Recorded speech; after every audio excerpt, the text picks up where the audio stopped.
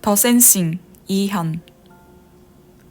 삶에서 원하는 바를 이룬 사람들이 공통으로 이야기하는 것 중 하나가 시각화 명상이라면 분명히 아무런 근거가 없는 이야기는 아닐 거라는 생각을 하면서도 정말 목표를 생생하게 상상만 하면 이루어진다는 이야기를 마음으로 받아들이기 어려웠다. 시각화라는 것은 아무런 근거가 없는 낭설처럼 들렸다. 그렇다고 해서 무작정 비난할 순 없으니 시각화가 무엇인지 그 실체를 알아봐야겠다고 판단했다. 구체적으로 연구해보기로 결심하고 과학적 근거를 바탕으로 한 논문과 저널 등을 탐독하기 시작했다. 시각화 명상의 실체를 알아가며 한 가지 놀라운 점을 발견했다. 시각화 명상이라는 것을 받아들이기 어려웠던 나야말로 삶 속에서 시각화 명상을 실천하고 있는 사람이었던 것이었다. 나는 매일 자기 전 그 다음 날을 멋지게 보내는 나 자신을 상상하며 잠들고자 한다. 많은 사람 앞에 나서야 하는 일이 있을 때는 며칠 전부터 멋지게 발표하는 모습을 머릿속으로 시뮬레이션한다. 다만 나의 이런 습관들이 시각화 명상이라 일컫는 것에 속한다고 생각하지 못했다. 즉, 나의 크고 작은 성취 중 많은 부분은 이미 시각화 명상에 빚을 지고 있었다. 스포츠와 심리치료의 영역에서는 시각화의 효과에 대해 큰 이견이 없다. 그런데 왜 유독 경제적 영역, 비즈니스에서만큼은 생생하게 상상하는 것이 가진 힘에 대해 회의적인 시선이 많을까? 혹자는 운동이라는 것은 본질적으로 혼자서 물리적인 행동을 하는 것이기 때문에 시각화가 효과를 발휘할 수 있다고 말한다. 이런 주장은 생각과 상상이 물리적인 행동의 성과에 어느 정도 도움을 준다는 사실 자체는 인정하는 것이다. 실제로 생각과 상상이 운동을 비롯한 물리적 행위의 성과에 긍정적 영향을 준다는 연구 결과는 이미 수없이 많이 존재한다. 일각에서는 운동은 상대적으로 변수가 적은 상황이라는 점을 지적한다. 즉, 스포츠에서는 나만 잘하면 된다는 것이다. 반면 비즈니스에서는 나만 잘한다고 결과가 잘 나오지 않는다. 경제적 성공에 영향을 끼치는 변수는 무한대에 가깝도록 많기 때문에 목표를 매일매일 생각하는 것만으로는 부족하다고 주장한다. 론다 번의 책 시크릿은 오프라 윈프리 쇼에 소개되는 등 선풍적인 인기를 끈과 동시에 그에 못지않은 수많은 비판을 받았다. 비판의 골자는 아무런 과학적 근거가 없는 사입이라는 점이었다. 아직 과학적으로 명확하게 규명되지 않은 부분을 마치 진실인 양 포장했다는 비판을 받았다. 그렇다면 끌어당김의 법칙은 정말 사입이이며 유사과학에 불과할까? 반은 그렇고 반은 아니다. 만약 끌어당김의 법칙을 생각에만 몰두해 있으면 원하는 것이 끌어당겨져 오고 온 우주의 모든 것이 다 이루어진다는 의미로 이해하면 그것은 분명히 미신이다. 당연히 가만히 앉아서 생각만 한다고 이루어지는 일은 없다. 안타까운 사실은 20세기 초 끌어당김의 법칙이 전달하려는 본연의 메시지와는 다르게 현대에 와서는 끌어당김의 법칙이 생각의 진동, 에너지, 파장, 우주 등 신비주의적 관점으로 이해되고 있다는 사실이다. 사이비적인 내용을 모두 발라낸다면 끌어당김의 법칙은 다음과 같이 정의할 수 있다. 목표로 하는 바를 명확히 설정하고 이에 대해 긍정적인 태도로 총력을 기울이며 적극적으로 행동하면 목표를 실현할 수 있다. 시각화는 정말 뇌를 변모시킬 수 있을까? 최근 신경 가소성과 관련한 뇌과학적 연구 결과에 따르면 그렇다. 시각화는 뇌를 물리적으로 변형시키기까지 한다. 인간의 중추신경계는 크게 3가지 요소로 구성되어 있다. 대뇌피질, 뇌간, 그리고 소뇌인데 이 세 부위의 뉴런은 유기적으로 연결되어 있다. 뉴런이란 오감을 통해 입력되는 정보를 전달하고 해석하는 신경세포이다. 이 신경세포끼리 정기적 신호를 최대 초속 120m의 속도로 주고받는 신경 경로를 통해 우리의 감각 정보가 뇌로 전달된다. 뉴런과 뉴런 사이에 있는 신경 경로는 사용하면 사용할수록 더욱 탄탄해진다. 신경 경로를 사용한다는 의미는 동일한 행동을 계속 반복한다는 것이다. 다시 말해 특정한 행동을 계속 반복하면 해당 행동과 연관된 뉴런과 뉴런 사이를 잇는 신경 경로가 탄탄해지고 이것은 곧 습관 및 행동 패턴을 형성하게 되는 것이다. 신경 가소성이란 유령 간의 새로운 경로를 만들어내는 뇌의 능력이다. 극단적으로 말해 뇌의 구조 자체를 바꾸는 방법이다. 물론 뇌의 구조를 바꾼다는 것이 결코 쉬운 일이 아니다. 뇌의 구조를 바꾼다는 말을 조금 더 쉽게 풀어보자면 익숙하지 않은 행동을 하나의 습관화한다는 의미와 동일하다. 즉, 어떤 행동을 꾸준히 계속해야만 한다. 뉴욕대학교의 신경과학자인 조지프 루드 교수는 저서 시냅스와 자아에서 감정도 연습을 통해 변화시킬 수 있는 대상이라고 말한다.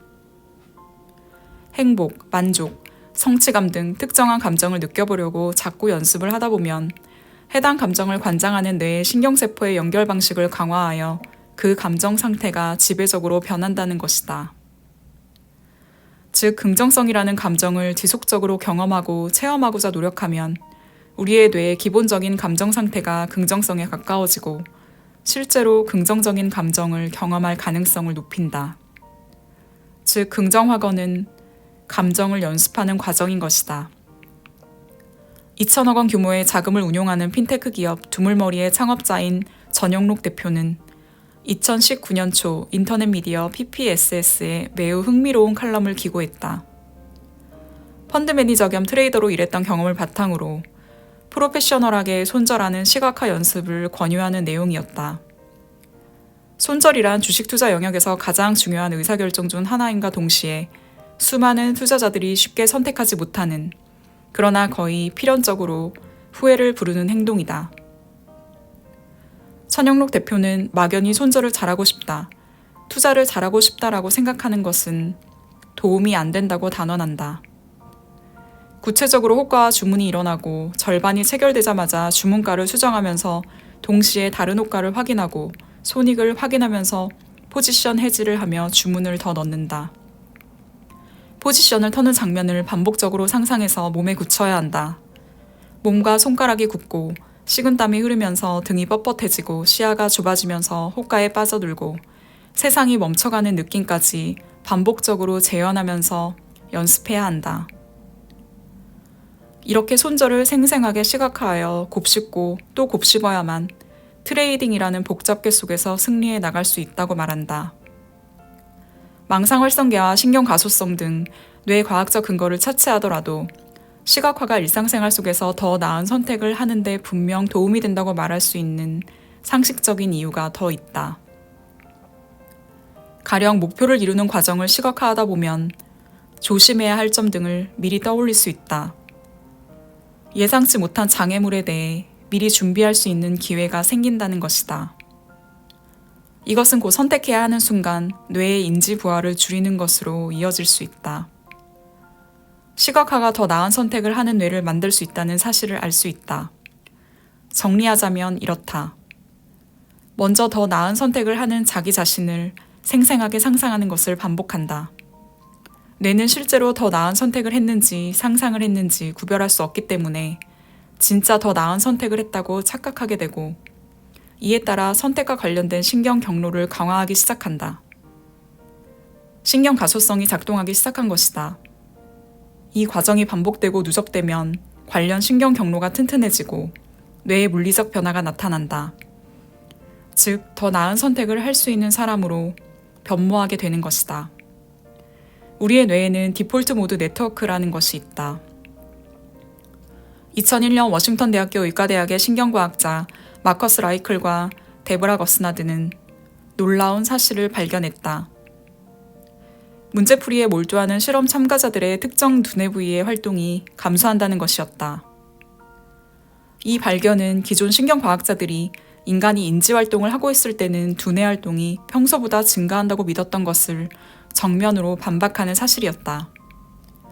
다시 말해 디폴트 모드 네트워크라는 신경망은 우리가 어떤 문제를 풀기 위해 머리를 싸매고 골똘히 생각하는 동안에는 오히려 활성화되지 않지만 잔디밭에 누워서 휴식을 취하거나 별다른 의도 없이 기계적으로 운전을 하고 있다거나 하는 흔히 말하는 멍 때리는 순간에 활동량이 비약적으로 증가한다.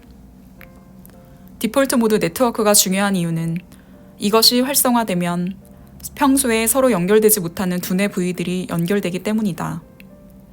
즉 코앞에 닥친 문제에만 골몰하다가 한 발짝 물러나 있는 동안 그동안 잠재되어 있던 기억과 경험들이 수면 위로 떠오르면서 활발하게 정보를 교환하고 결과적으로 반짝이는 아이디어와 통찰을 선물해주는 것이다.